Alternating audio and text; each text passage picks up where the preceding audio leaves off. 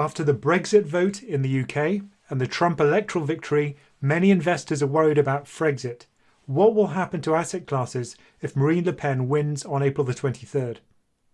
We break this down into three questions. Firstly, is it priced in? Secondly, how bad could it get? And thirdly, how likely is Le Pen to win? Starting with the pricing question, here are two European equity markets. Instead of looking at the prices, we've looked at the volatility. Think of this as a fear gauge. When volatility is high, markets are in a state of panic. When volatility is low, markets consider everything to be fine. GFC means the global financial crisis in 2008, and you can see that for the DAX and European stocks, volatility blew past 50% during the crisis. SDC is a sovereign debt crisis in Europe, when investors started to worry that the euro's single currency would break up. Here volatility rose above 40%, but it wasn't as bad as the global financial crisis. So what does this barometer of fear tell us about markets now? The stock market seems to think that everything's fine. In Germany, more widely in Europe, but also in the US. And so it's fair to say that a Marine Le Pen victory is simply not priced into equity markets. If we look at the European stock index, which is the FTSE Europe excluding the UK, from peak to trough in the sovereign debt crisis in 2011 and 2012, the index fell by about 1/3. As one of Marine Le Pen's central policies is to break up the euro and return to the franc, one might expect a sell-off in the equity market to be more severe than this, perhaps closer to the magnitude of the global financial crisis than the European sovereign debt crisis. European government bonds are telling a very similar story.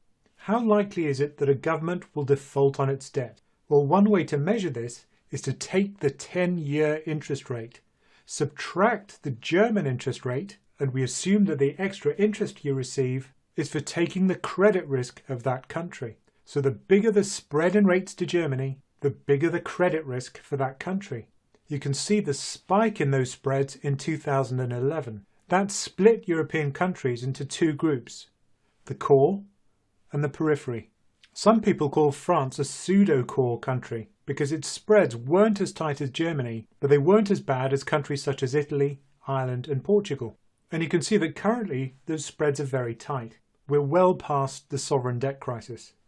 But as worries start to grow that Le Pen could win the presidential election, the French spread is starting to increase. In this FT story, you can see how the spread increased from 0.3% to 0.8% over the last 4 months. And a large part of that is due to the risk that Le Pen will win the election.